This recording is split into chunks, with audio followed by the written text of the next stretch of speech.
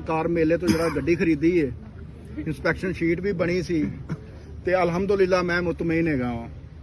ਜਿਸ ਟਾਈਮ ਮੈਂ ਉੱਥੇ ਟੋਕਨ ਕਰਵਾਉਣ ਗਿਆ ਵਾਂ ਉਹਨਾਂ ਨੇ ਗੱਡੀ ਵੇਖ ਕੇ ਇੰਸਪੈਕਸ਼ਨ ਸ਼ੀਟ ਵੇਖ ਕੇ ਮੈਨੂੰ ਦੱਸਿਆ ਹੈ ਜੀ ਇਹਦੀ ਵਰਥ ਇਹਦੀ ਵੈਲਿਊ ਹੈ ਹੈਗੀ ਜੇ, ਹੁਣ ਲੈਣੀ ਜੇ ਤੇ ਤੁਹਾਡੀ ਮਰਜ਼ੀ ਹੈ, ਨਹੀਂ ਲੈਣੀ ਤੇ ਤੁਸੀਂ ਕੈਨਸਲ ਕਰ ਸਕਦੇ ਜੇ। ਹੁਣ ਟਾਈਮ ਹੈਗਾ ਜੇ। ਤੇ ਮੈਂ ਆਖਿਆ ਜੀ ਮੈਂ ਪਸੰਦ ਕੀਤੀ ਹੈ ਗੱਡੀ, ਅਲਹਮਦੁਲਿਲਾ ਮੈਨੂੰ ਪਸੰਦ ਹੈ ਤੇ ਗੱਡੀ ਮੈਂ 50,000 ਰੁਪਇਆ ਇਹਨਾਂ ਨੂੰ ਟੋਕਨ ਕਰਵਾ ਕੇ ਗੱਡੀ ਇਹਨਾਂ ਨੇ ਕਿਹਾ ਜੀ ਲੌਕ ਹੋਏਗੀ, ਸਵੇਰੇ ਇਹਦੇ ਡਾਕੂਮੈਂਟ ਚੈੱਕ ਹੋਣਗੇ, CIA ਚੈੱਕ ਹੋਏਗਾ ਸਾਰਾ, ਉਸ ਤੋਂ ਬਾਅਦ ਤੁਹਾਡੇ ਹੈਂਡਓਵਰ ਕਰਾਂਗੇ, ਤੁਹਾਡੇ ਨਾਮ ਹੋਏਗੀ ਫਿਰ ਤੁਹਾਡੇ ਹੈਂਡਓਵਰ ਕਰਾਂਗੇ। ਤੇ ਮੈਂ ਭਰਾਵਾਂ ਨੂੰ ਜਿਹੜਾ ਪੈਗਾਮ ਦੇਣਾ ਚਾਹੁੰਦਾ, ਜਿਹੜੇ ਸੱਜੇ ਖੱਬੇ ਸ਼ੋਰੂਮਾਂ ਤੇ ਫਿਰਦੇ ਨੇ, ਜ਼ਲੀਲ ਹੁੰਦੇ ਨੇ, ਕੂੜਾ ਇਕੱਠਾ ਕਰਦੇ ਨੇ, ਉਹਨਾਂ ਚੰਗਾ ਨਹੀਂ ਕਿ ਡੋਗਰ ਮੋਟਰ ਤੇ ਆਓ। ਤੁਹਾਡੀ ਟੈਨਸ਼ਨ ਨਹੀਂ ਹੈਗੀ, 1% ਵੀ ਟੈਨਸ਼ਨ ਨਹੀਂ ਹੈਗੀ, ਤੁਹਾਡੀ ਚਲਾਨ ਦੀ ਟੈਨਸ਼ਨ ਹੈ ਬਸ। ਸਿਰਫ 15,000 ਦੀ ਖਾਤਰ ਅਸੀਂ ਉੱਥੇ ਦਾਲ ਲਵਾ ਲੈਨੇ ਆ। ਮੈਂ ਇੱਕ ਸ਼ੋਰੂਮ ਤੇ ਦਾਲ ਲਵਾ ਕੇ ਆਇਆ ਵਾਂ, ਮੈਂ ਤੁਹਾਨੂੰ ਦੱਸਦਾ, ਮੈਂ ਦਾਲ ਲਵਾ ਕੇ ਆਇਆ। ਉੱਥੇ ਟੋਕ ਵਿੱਚ ਕਾਰਡ ਇੱਕ ਸ਼ਾਰਟ ਸੀ, ਉਹਨੇ ਕਿਹਾ ਜੀ 30,000 ਰੁਪਇਆ ਤੁਹਾਡਾ ਕੱਟਾਂਗੇ ਕਾਰਡ ਦਾ। ਉਹ ਨਾ ਮੈਨੂੰ ਕਾਰਡ ਪਿਛਲਾ ਬੰਦਾ, ਮੇਰੇ ਤੇ ਬਾਇਓਮੈਟ੍ਰਿਕ ਮੈਂ ਦੇ ਚੁੱਕਿਆ ਸਾਂ, ਬਾਇਓਮੈਟ੍ਰਿਕ ਮੈਂ ਆਪਣੇ ਨਾਮ ਵੀ ਕਰਵਾ ਚੁੱਕਿਆ ਸਾਂ।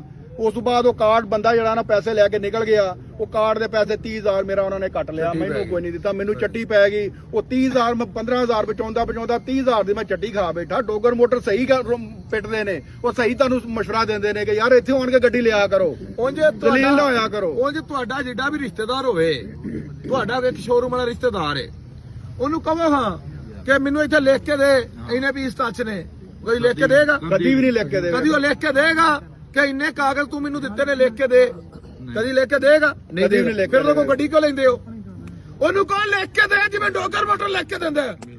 ਉਹ ਡੋਗਰ ਮੋਟਰ ਵੀ ਤਾਂ ਸ਼ੋਰੂਮ ਹੀ ਹੈ, ਉੱਥੋਂ ਤਾਂ ਤੁਸੀਂ ਗੱਡੀ ਖਰੀਦਦੇ ਹੋ, ਤੁਹਾਨੂੰ ਇੰਸਪੈਕਸ਼ਨ ਸ਼ੀਟ ਬਣਾ ਕੇ ਦਿੰਦੇ ਆ, ਤੁਹਾਨੂੰ ਲਿਖ ਕੇ ਦਿੰਦੇ ਹੋ, ਇੰਨੇ ਤੁਹਾਨੂੰ ਕਾਗਜ਼ ਦਿੱਤੇ ਨੇ, ਤੇ ਦੂਜਿਆਂ ਕੋਲ ਵੀ ਲਿਖਾਇਆ ਕਰੋ। ਰਿਸ਼ਤੇਦਾਰੀਆਂ ਬੜੀਆਂ ਇਹਨਾਂ ਨੇ ਗੰਢ ਦਿਓ ਤੇ ਇਹਨਾਂ ਨੂੰ ਕਿਹਾ ਕਰੋ ਇੱਥੇ ਲਿਖ ਕੇ ਦੇ ਮਾਮਾ, ਨਹੀਂ ਤਾਂ ਮੈਂ ਤੇਰੇ ਕੋਲ ਗੱਡੀ ਨਹੀਂ ਲੈਣੀ। ਇਹਦਾ ਲਿਖ ਕੇ ਦੇ ਜਿਹੜਾ ਅਸੂਲ ਤਰੀਕਾ ਹੈ। ਇਹ ਕੀ ਹੋਇਆ? ਮਿੱਟੀ ਸੋਨਾ ਸਟਾਮ ਲਿਖ ਕੇ ਦੇ ਦਿੰਦੇ ਨੇ, ਤੁੰਨ ਦਿੰਦੇ ਨੇ, ਜਾ ਫਿਰਦਾ ਰਹੋ। ਸਾਡਾ ਸਟਾਮ 'ਚ ਨਹੀਂ ਲਿਖਿਆ ਹੁੰਦਾ, ਸਾਡਾ ਸਟਾਮ 'ਚ ਲਿਖਿਆ ਹੁੰਦਾ ਸੋਨਾ ਦੇ ਰਹੇ ਆ। ਸਾਡੀ ਗੱਡੀ ਅੱਲਾ ਦੇ ਹੁਕਮ ਨਾਲ, ਖੁਦਾ ਦਾ ਖਾਸਤਾ, ਅਗਰ ਕੋਈ ਗੱਡੀ ਨਿਕਲ ਆਈ ਸਾਡੀ 2 ਨੰਬਰ ਟੈਂਪਰ ਨਿਕਲਦੀ, ਕੋਈ ਮਸਲਾ ਨਿਕਲਦਾ, ਜਿੰਨੇ ਪੈਸੇ ਲਏ ਨੇ ਸਟਾਮ 'ਚ ਲਿਖਿਆ ਹੁੰਦਾ, ਉਹਨੇ ਪੈਸਿਆਂ ਦੇ ਉੱਤੇ ਜਿੰਨੇ ਦੀ ਅੱਗੇ ਵੇਚੀ ਹੋਈ ਉਸ ਹਿਸਾਬ ਨਾਲ ਪੇਮੈਂਟ ਲੈਣੀ ਹੈ ਵਾਪਸ। ਬਿਲਕੁਲ ਸਹੀ। ਐ ਨਹੀਂ ਕਿ ਗੱਡੀ ਇੱਥੋਂ ਲਵਾ 30 ਲੱਖ ਦੀ, ਅੱਗੇ ਵੇਚੋ 32 ਲੱਖ ਦੀ, ਗੱਡੀ ਨਿਕਲ ਆਵੇ ਟੈਂਪਰ ਤੇ ਮੁੜ ਕੇ ਤੁਹਾਨੂੰ 30 ਲੱਖ ਮਿਲੇ, ਨਹੀਂ 32 ਲੱਖ ਮਿਲੇਗਾ, ਕਿਉਂਕਿ ਗੱਡੀ 32 ਲੱਖ ਦੀ ਸੀ, 30 ਲੱਖ ਦੀ ਵਿਕੀ ਹੈ ਮਜਬੂਰੀ ਤੋਂ, ਪੈਸਿਆਂ ਦੀ ਲੋੜ ਸੀ। ਇਹ ਸੂਲ ਨੇ ਡੋਗਰ ਮੋਟਰ ਦੇ, ਇਹ ਤੇ ਇਹੋ ਜਿਹੇ ਸੂਲ ਬਾਹਰ ਕਿਤੇ ਨਹੀਂ ਜੀ ਹੈਗੇ। ਇਹਨਾਂ ਲੋਕਾਂ ਦੇ ਸੂਲ ਬਣਾਓ, ਇਹ ਤੁਸੀਂ ਬਣਾਣੇ ਨੇ। ਇਹਨਾਂ ਨੂੰ ਕਹੋ ਇੱਥੇ ਲਿਖ ਕੇ ਦੇਣ, ਸਾਰਾ ਕੁਝ ਲਿਖ ਕੇ ਦੇਣ, ਇਹਨਾਂ ਕੋਲ ਗੱਡੀ ਲੈ ਜਾਣੀ, ਨਾ ਲਿਆ ਜੇ ਗੱਡੀ।